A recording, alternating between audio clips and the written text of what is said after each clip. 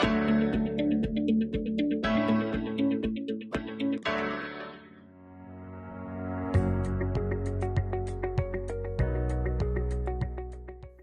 Students, a very warm welcome to all of you.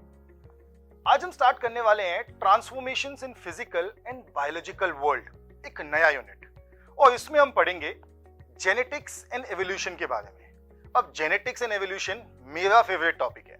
कोई भी मुझसे कभी भी पूछे कि सर आपको साइंस में क्या पसंद है सबसे ज्यादा, तो मैं हमेशा कहता हूं कि मुझे जेनेटिक्स एंड एवोल्यूशन सबसे ज्यादा पसंद है। तो आइए स्टार्ट करते हैं जेनेटिक्स एंड एवोल्यूशन के बारे में समझना इस फैमिली सीन के साथ। इस फैमिली में एक मदर अपने दो चिल्ड्रंस के साथ बैठी हुई है।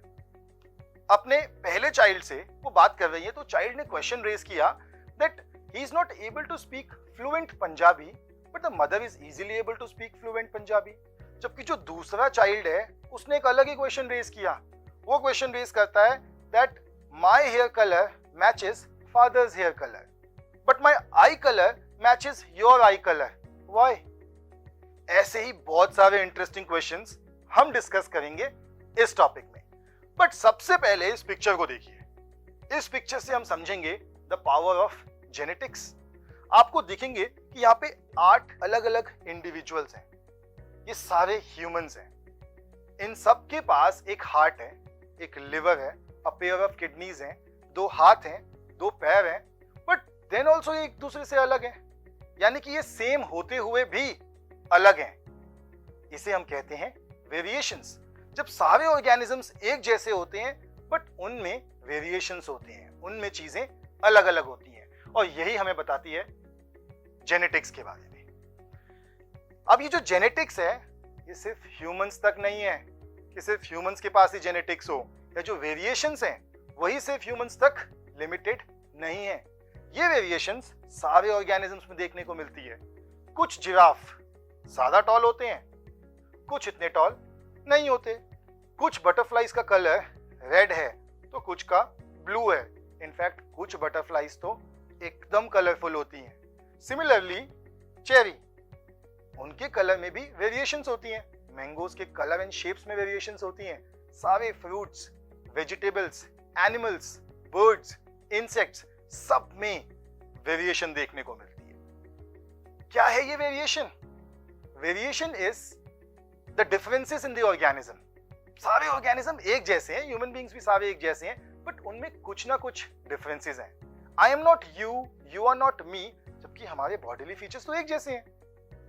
ये बनाती हैं वेरिएशंस। अब मैं इतनी देर से बात कर रहा हूं कि वेरिएशंस हैं, वेरिएशंस हैं, वेरिएशंस हैं, तो ये बताना पड़ेगा ना कि वेरिएशंस के एडवांटेजेस क्या हैं। आइए उनके एडवांटेजेस डिस्कस करते हैं। The first is survival. Variations ensure the survival of an organism.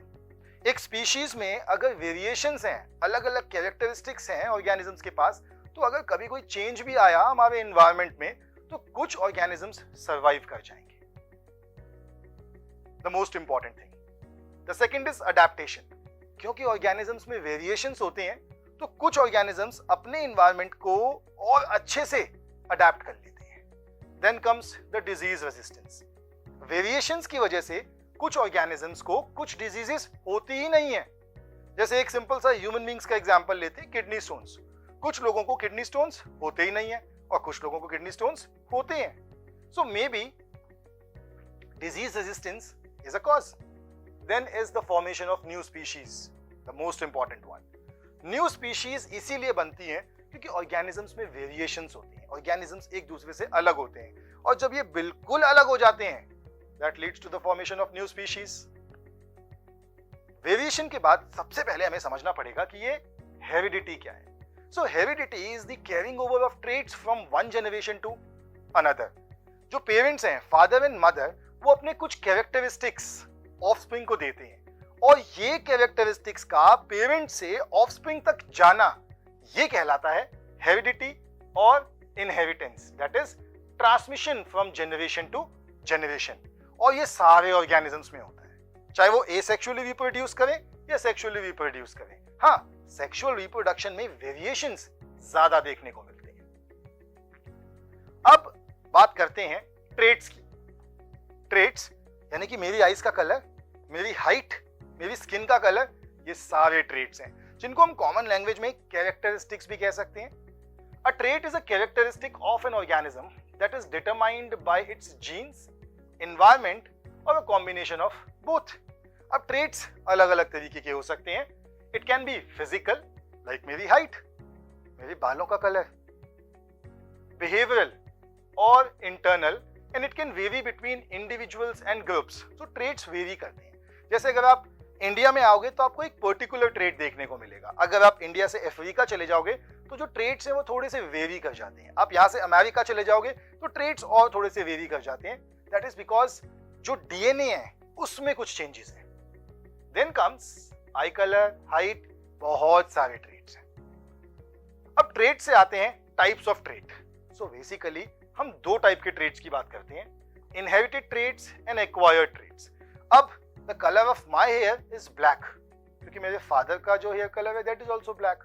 अब ऐसा नहीं है कि मदर वाला हेयर कलर नहीं हो सकता, कोई भी हो सकता है। In fact I can even get the hair colour of my grandparents और great great great grandparents. ये सब कुछ जेनेटिक्स है, बट बिकॉज ये एक फैमिली में ये ट्रेट चल रहा है, ऐसे ट्रेट को हम कहते हैं inherited traits, something that I inherit from my parents or grandparents or even their grandparents. And the second is acquired traits. I am able to speak good English. I think I am able to speak good English, but my child will have to learn English from the basics, because learning English, speaking English or any language is an acquired trait. हमने बिल्कुल starting में वो देखा था ना, जो child अपनी mother से पूछ रहा था कि you are able to speak fluent Punjabi but I am not. That is because speaking Punjabi एक एक्वायर्ड ट्रेट है। मदर ने अपनी पूरी लाइफ पंजाबी लैंग्वेज बहुत यूज करी तो उनको वो लैंग्वेज अच्छे से आती थी, एक एक्वायर्ड ट्रेट। आइए डिटेल में डिफरेंसेस समझते हैं इनहेरिटेड ट्रेट्स और एक्वायर्ड ट्रेट्स में। So inherited traits are traits passed from parent to offspring through genes, जो जीन्स के थ्रू जाते हैं। Acquired traits are traits developed during lifetime due to environmental influences, जो हमारे environment की वजह से हमारे पास आए।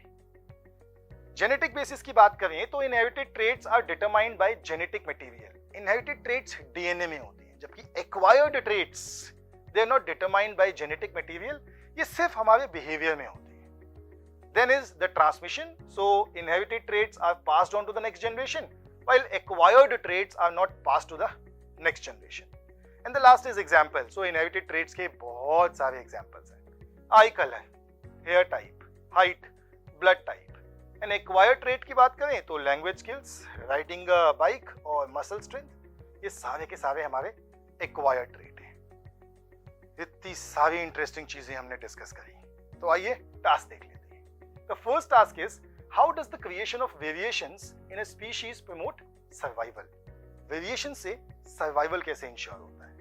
And the second task is a study found that children with light colored eyes are likely to have parents with light colored eyes.